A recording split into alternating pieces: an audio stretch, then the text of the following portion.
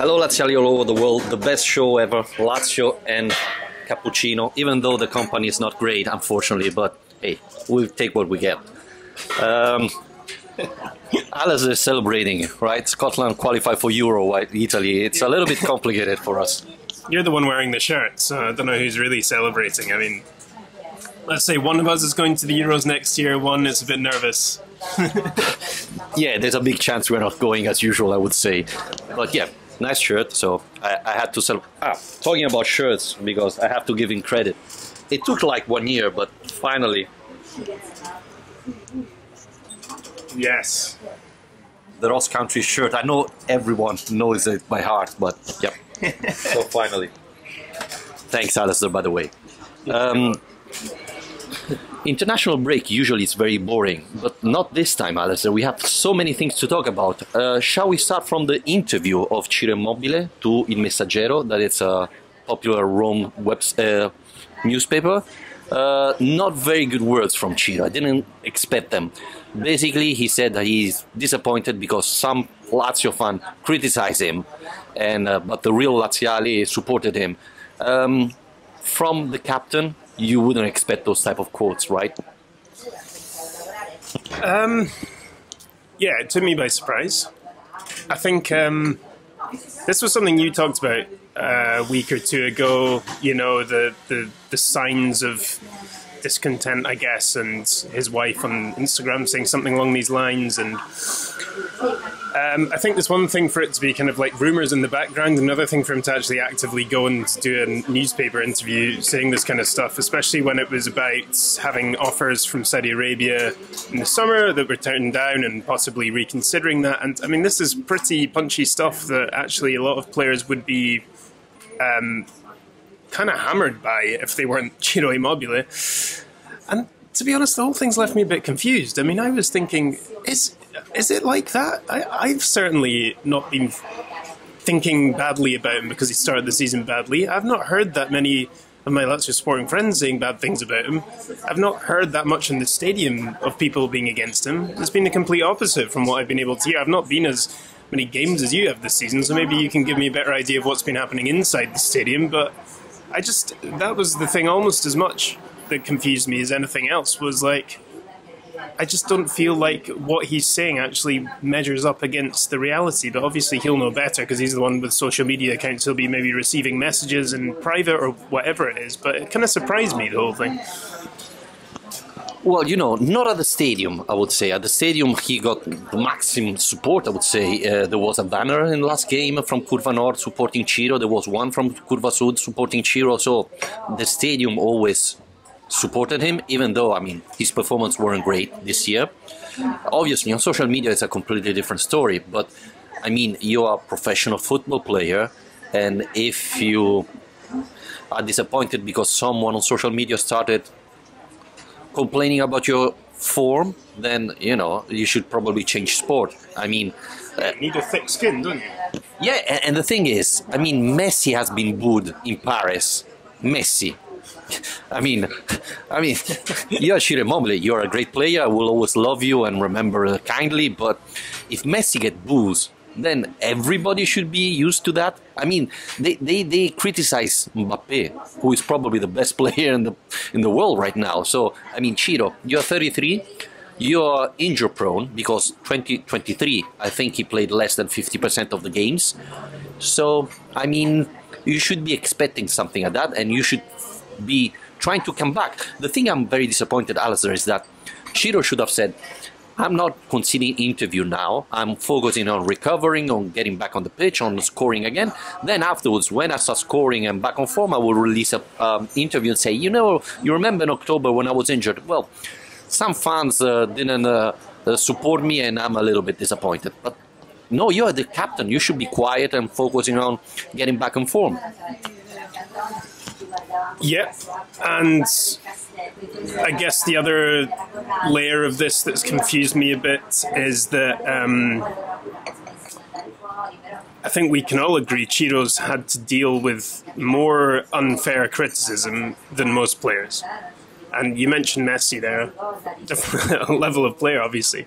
But the abuse Ciro's had to deal with from Italy fans since the 2018 World Cup qualifying, since the Euros, even though he was part of the team that won it, all of that, and even outside of the Lazio world where he's loved, just his general performance in Serie A, even winning the Golden Boot, the European Golden Boot, the Serie A goal-scoring record, he wasn't, even these things he's not getting enough credit for. And so I was just amazed that he seemed to have quite a thin skin about criticism that I'm not really seeing, or certainly hasn't been that obvious to me, when he's previously dealt so well with very, very unfair criticism.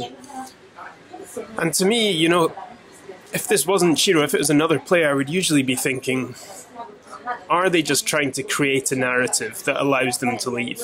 Because sometimes you do see that with footballers. It's like, they don't want to just say, I'm taking the money and running off to Saudi. They want to create a narrative that makes it easier for them to leave. And I hope that's not what's happening with Ciro. I'd be amazed if that's what's happening with Ciro because of his dedication to Lazio in the past. But I just can't understand why he's dealt so well with criticism in the past that's been very unfair when Lazio fans have all protected him. And now he's trying to, create a division with them. Unless something really bad is happening that we don't know about, which is possible, I guess. I was thinking about that, and I think you're right. I mean, he talked about the Saudi Arabia offer that arrived this summer, was very high, and I said no because I'm a Lazio captain, I'm playing the Champions League and so on. But to be honest with you, I think it's Lotito that said no, not Ciro. Ciro was interested in moving, and of course, he's getting a lot of money. He's 33 years old. He's never going to get that money from anywhere else. And I do think that this interview right now is a message he didn't send to fans. He sent to the president, to Claudio Lotito, and say, hey, I want to go. I'm not happy. If the offer comes again, my point is clear. I'm leaving. Because he said it in the interview. This summer, I said no to this crazy Saudi Arabia offer.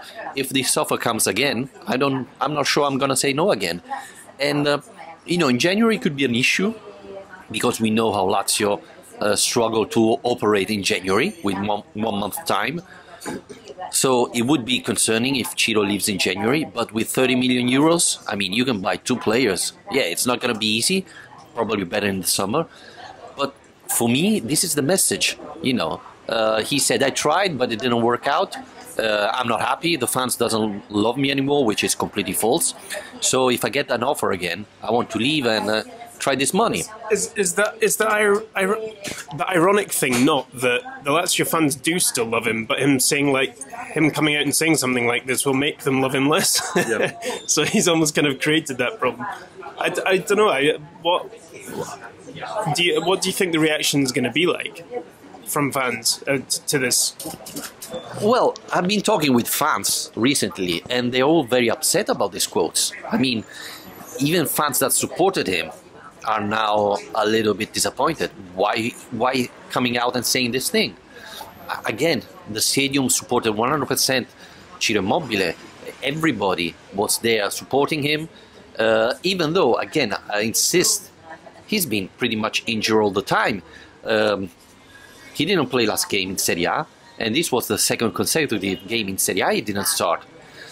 He's injured. He could probably miss Sassuolo Lazio, and this would be the third game in a row that he skipped from Serie A. He played against Celtic in Champions League, but he missed two consecutive games in Serie A. This could be the third. I mean, this is the 9th game of Serie A this season, and he already missed 3.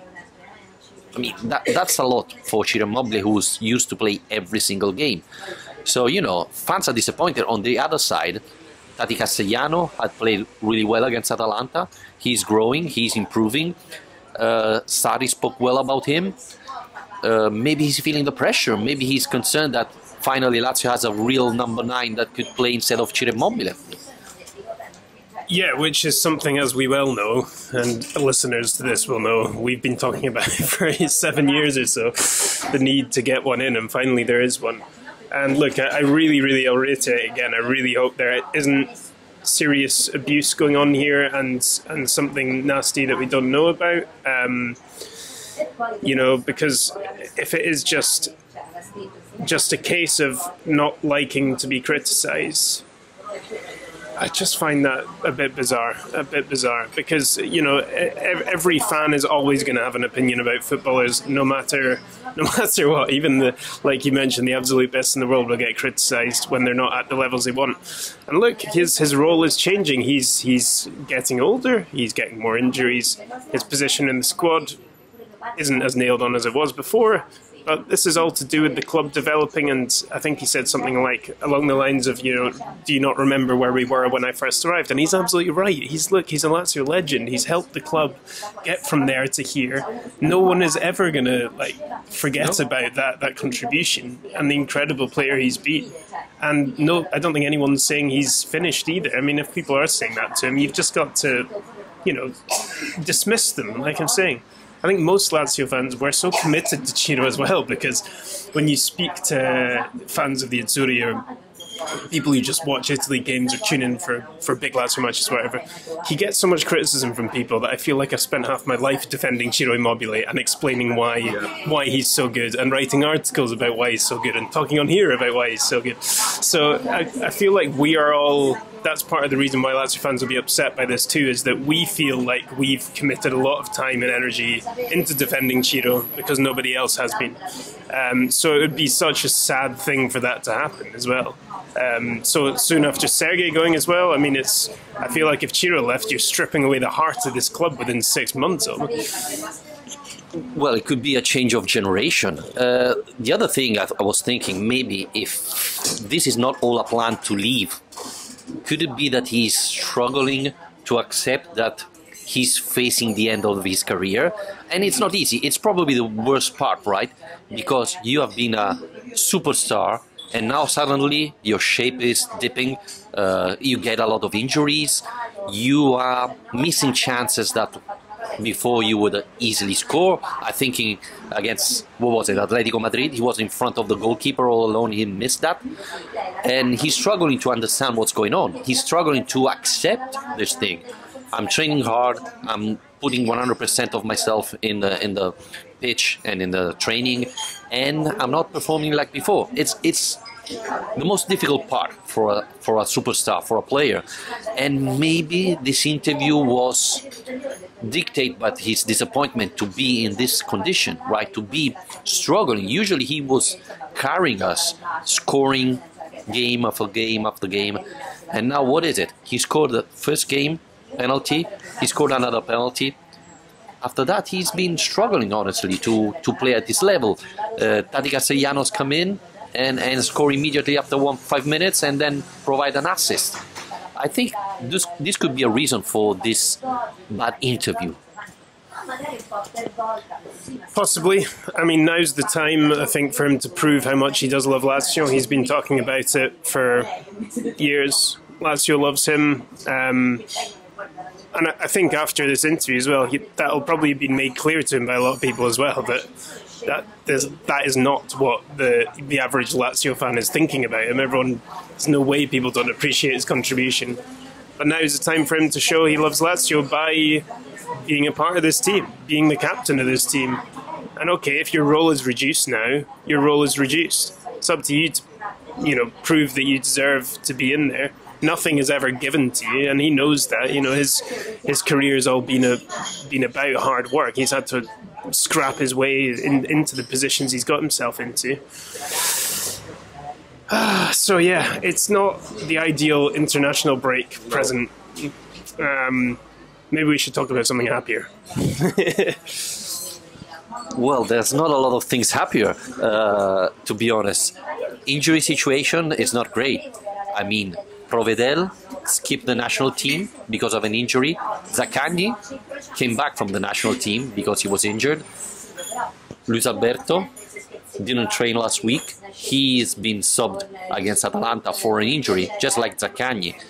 We are heading to a tough period. We have Sassuolo on Sunday. We have Feyenoord away game on Tuesday. We have 4 or 5 consecutive games that are very important. I don't want to say they're going to decide the season, even though, the next 2 or 3 games of Champions League could be very important for a group phase result. And injuries starting to ramping up. which with Sarri never happened, because in the past we always have been very good in keeping a player fit. So I think this international break came at the perfect time, but with Sassuolo heading up with Feyenoord on Tuesday, would you risk Luis Alberto, Zaccagni, and especially Provedel? I mean, Provedel, I think you have to play him, right? But if you're Sarri, are you starting to think, well, we have to rotate a little bit the players because of the injury situation? Well, I mean, I think that the rotation has been happening a lot anyway. So that's the good thing, is that from where we were at the start of the season to where we are now, Sarri, it's felt like Sarri has already kind of started to learn how to rotate this team effectively. We've seen the bench making a big impact in the last couple of games. We've seen the impact of players like Vecino, and especially Vesinovic-Savic, coming into the squad and being able to make an impact. So I do think that, you know, losing 2 or 3 players to injury isn't going to completely derail the team in the same way that it might have done last season, where the starting 11 was so fixed. That said, Luis Alberto is a different question, because the one thing that has been constant this season has been Luis Alberto. The one thing that we have needed this season to play properly has been Luis Alberto generally. Although he did come off against Atalanta and obviously still managed to win that game. I think that's the one we have to hope is not going to be a problem, because he's a player we need to keep fit at all costs. I think his creativity, the way he kind of gets that midfield moving, has been essential really so far this season. But I wouldn't be surprised to see rotation this weekend ahead of that Feyenoord game, though. I mean, Luis Alberto, like the other players, have to rotate eventually. He started every single game this season. Champions League, Serie A, he started every single game. Not only, he finished every single game apart from Celtic and Atalanta. So, I mean, and he came off last Sunday. Well, not this Sunday, against Atalanta, just because he was injured and he was struggling. So I think we have to rotate, and Kamada could be the solution, right? He could be the replacement. But we mentioned it, our midfield now, we have plenty of options. Yes, we're missing Milinkovic-Savic, but we have Guendouzi, Vecino, Rovella, who's playing really well, etc. So we have a lot of options there. I think even Luis Alberto have to be subbed. Obviously, in the key matches, you have to play your best players, and so Luis Alberto has to start. But in others, you have to rotate a little bit. And so this is going to be very important to have back all your injured players, like Zaccagni, Luis Alberto, Provedel. I mean, Sebe is not at the same level of Provedel, no offense to him. So we need him back, because Sassuolo and Feyenoord... Sassuolo, it's a difficult game, especially because we have to win. We are not very... Our table is not great in Serie A, so we need to recover points, win games consecutively. So that's why we need to play games and win them. So that's tough. Feyenoord on Tuesday, another big match. I can see Sarri rotating a little bit of play, especially Vecino, who played yesterday. He's coming back on Thursday night. So I don't know how many games, how many training he will have before the game. So it could be an all-new midfield, maybe Rovella, Kamada and Guendouzi, perhaps. Yeah, I don't know. It feels like a dangerous one, Sassuolo. I mean, Sassuolo we've had bad experiences against before. I think more recent form has been a bit better, but this season they've already shown, I think, that they can cause big problems to big teams. Well, Inter being the most obvious recent example, because they just have players who can turn a game around in an instant. I mean, Domenico Berardi, obviously, you know, every year we talk about this guy before playing Sassuolo, and I'm like, well, he's not going to be there next year, is he? And he's somehow still there, but obviously he's a big problem. So yeah, it's a tricky one, because, you know, the Feyenoord game, as we've spoken about before, is going to be completely decisive. Well, the two Feyenoord games are going to be completely decisive about who qualifies to the knockout stages, and that is going to be a bit of a distraction. but we can't afford to drop many more stupid points. We're 13th in the league in mid-October. It's not a good start. So if this, it's still in a position, I would say, if you look at the league table, where that ground can be made up with a good run of form, but I think it'll soon get to a position where that looks almost impossible.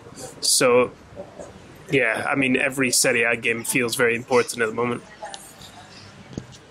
You talk about destruction. We had a little bit of destruction, right? This betting scandal that popped out in the national team. Fagioli, Zaniolo, Tonali has been inquired by the police. At the moment as we're recording, it looks like, but things can change, that not other players have been involved, not Lazio players at the moment. From a Scottish guy looking to the Serie A, what's your thought about this? And do you think it's going to be a massive scandal? This is Italian football. How could there possibly be a massive scandal? Yeah, I mean, I think... well, the first thing to say is it is taken so seriously in Italy. I mean, more seriously than in England, for example, where Ivan Toney was given, obviously, 8 months, and for doing a lot, being found to have done a lot more bets than Fagioli is supposed to have done. Yeah, I mean, look, this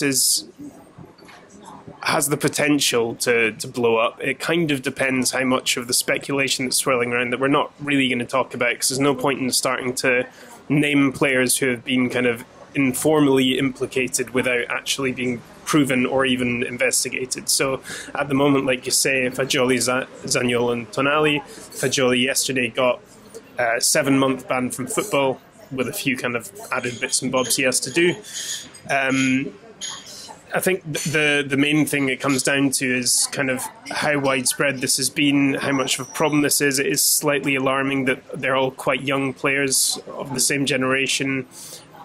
People have raised concerns about what this says about the kind of culture of football and how much spare time these guys have to themselves, and how they're not being really educated maybe in the way that they should be to pick up these kind of gambling addictions. And obviously when it comes to bans, it kind of depends what people are doing, what they're guilty of. I mean, Zaniolo's agent came out and started saying he's only been playing blackjack and things.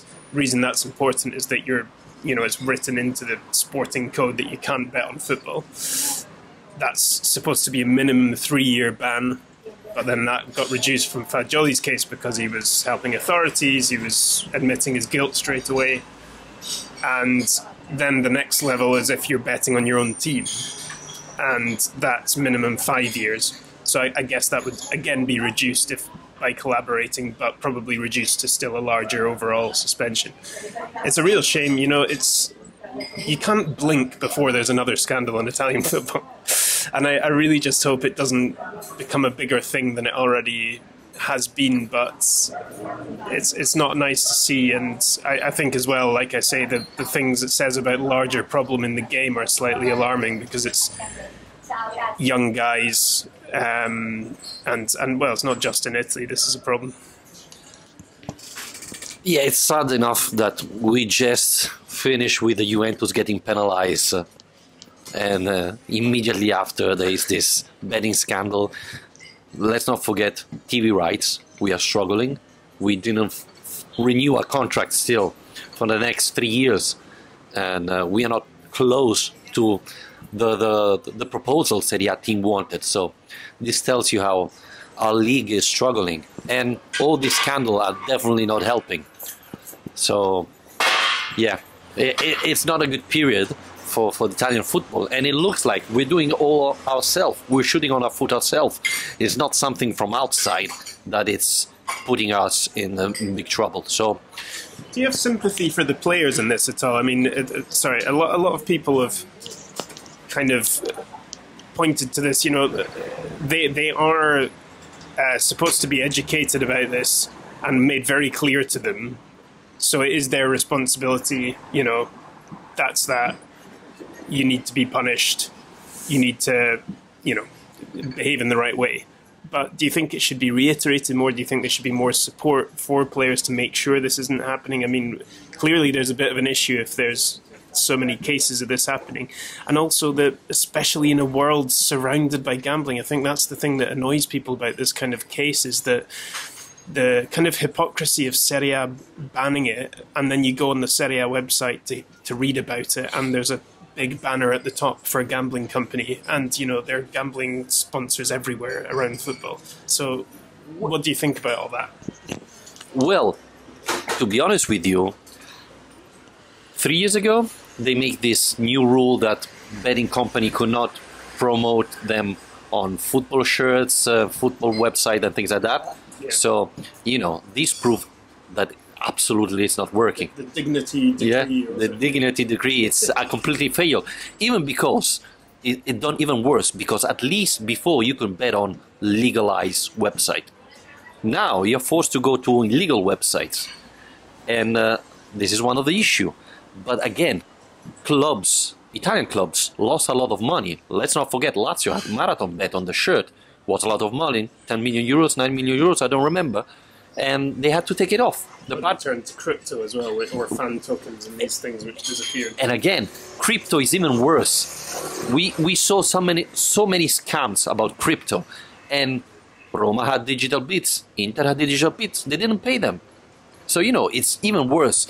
And this shows you that in Italy we tend to do stupid laws that creates only problem and doesn't solve the big problem, the big issue.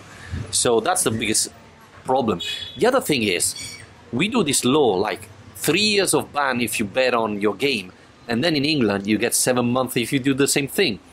So there's a discrepancy there. Why in Italy, if you bet on your team, it's 5 years, you're forever banned, etc. In England, it's 7 months and you're back in the game. I think there's a little bit of too much punishment, which doesn't make sense, and again, doesn't help the game. Yeah. I think, that is something that's been flagged up a lot around this. It doesn't help Italian football's image, does it? Because, like you say, it feels like we've just got through last season where all the financial investigations into Juve, the points deductions, the distraction, the chaos that caused for months around the league, Juve being booted out of European competition, after COVID. I mean, there's been so much recently, and it doesn't really matter whether the league itself is kind of responsible or what the implications are. It's just kind of a bad news story surrounding Serie A, which doesn't help. Like you say, the implications of the TV rights tender, I mean, that is massive. If Serie A has any hope in hell of closing the gap to never mind the Premier League, but even the other European leagues around it, it needs to get a better TV rights deal, because the last one was sold around COVID, wasn't it? Which was how DAZN got hold of it, and for a reduced price. And I think everyone, the money in the game has suffered as a consequence. So, yeah, it's not good news. This is a depressing podcast today, isn't it? Yes, it is. And we forgot to mention that even De Laurentiis has been under pressure for the Osimhen deal. It looks like it's very suspicious, this deal. So maybe we're going to have news about that. To finish on a high note, Lotito's trying to renew the contract of Kamada. He has a very weird contract, because just 1 year of contract with an option to 2 years of renewal contract. So Lazio's trying to put, instead of 1, 2 years immediately, and then 2 years, an option for other 2 years. I think Kamada is a great signing for Lazio. He will improve playing more, so that's the right move for Lazio. And the other thing is Felipe Anderson. His contract is expiring, they're talking. Would you renew Felipe Anderson knowing that he's turned 30? And I mean, his start of the season haven't been incredible, right? No, but yeah, I would renew his deal. I think he's been an absolutely integral figure to Sarri's team, Sarri's way of playing. Yeah, the Kamada one took me by surprise a bit. I had to ask you what terms he was on. It kind of takes me by surprise when it feels like the season just starts and we're already talking about contract renewals or signings for next season. So, yeah, I think Kamada, I've said before, but the early signs have been promising. I think he's been the new player who's settled the best so far. I still think we can see more from him, and that he can improve and look better in this team. But he seems to have fitted in a bit better than some of the other new signings. And yeah, I think the last thing we want to be doing is losing players for free transfers where possible as well, because we need cash to reinvest. We all know that Lotito's not digging deep into his personal piggy bank to sign players, so I think it is important that if we are going to end up losing players, we're at least going to bring in a transfer fee for them rather than nothing. As you have been mentioning a lot about money, to finish with a high note, Lazio already got something around 20 million euros from the Champions League. 18 millions for the group phase, plus 2.5 for the points we got. Winning in the Champions League is more than 1 million euro, and the draw it's like 700, something like that. So that's a lot of money. I mean, with 20 million euros, most of all, you could. Crocodile's header was an expensive header. I mean, you can sign another Castellanos, right? So that's a good note for us, especially. Even because we are debt-free. So you can invest all that money in a summer transfer or winter transfer, who knows. We need a central defender, I guess. Hila's situation is concerning. Hila and Basic are the only two players who didn't play a second in the Serie A and Champions League, obviously without talking about the goalkeepers, but that's something you could expect. Basic is out of the project, that's pretty much clear to see. Do you think even Hila is going to leave in January and maybe find a replacement? Wouldn't be surprised. He's been at the club for, a year and a bit. I think his role was always clear that he wasn't going to be a starting centre-back, but then again, he's had a few chances, he's had long enough to impress in the training ground, all these kind of things, to be given a chance, and he's not there. The thing is, there's no point in losing him in January if you're not going to replace him, because maybe he wants to play. We love Captain Patrick, pumping his fists to the crowd and the rest of it. What a guy! But it's not enough on its own. We do need a new centre back to cover for them, especially if God forbid, if there was a problem to Romagnoli tomorrow, it would be a big problem for this team. So we don't want to over-rely too much on players. And I think now that Immobile's got a backup in Castellanos, the two players we probably rely on the most in this team are Alberto and Romagnoli. Maybe Provedel you could put in there, but yeah, I think a new centre-back would be a welcome addition in the middle of the season, for sure. Yeah, we didn't mention about this, but Romagnoli played every single second so far in the season. He never have been subbed, never. Even if he had been a little bit injured with his ankle. So this tells you that we are a little bit short-handed there. So we need Romagnoli to play, and we need a sub there to come in. To leave on a high note, there have been a lot of rumors of the Stadio Flaminio. So, in front of the camera, Alasdair promised me that we are going to do a video going there to the Stadio Flaminio, check the area, and because they're talking about a sports city around the area, that would be amazing. So, you're the busy guy. Are we going to do a video about that pretty soon? We will do a video, another one. By the way, we did already do one, so I promise in front of this camera that we will do a video about the Stadio Olimpico, Stadio Flaminio. I mean, we are about a 5-minute walk from it, where we're sitting right now. But no, that's I think something people will want updated on. We did do another video that you can watch on our channel about that. When was that? A couple of years ago? Yeah, 2 years ago. I mean, not much has changed in that time, but it's still, there are relevant bits in there if you want a little update. But yeah, things have moved forward a little bit, so that's a good idea. Let's do that. Well, things have changed. The stadium is collapsing, so I mean, give other 3-4 months and it won't be there anymore. The thing is, we have to check, because with Italy winning the Euros with Turkey, it looks like part of the money could be used for the Stadio Flaminio. So we're gonna check, but I promise I'm gonna bring this guy to check the area, because the idea of doing a Lazio city inside the town would be amazing. Back behind the Stadio Flaminio, there's a tennis court. There are 2 tennis courts. Going forward, there's the Palazzetto dello Sport, who has been refurbished and reopened, where you play volley and basketball. So, you can take all the area, do parking slot there, commercial zone there. So it would be unbelievable. So probably next week we're going to go there. And Alasdair is confirming that. So probably next week we're going to do a video about that. For the meantime, like this podcast, review this podcast wherever you're listening, and if you didn't subscribe to our YouTube channel, subscribe. Thanks. Take care.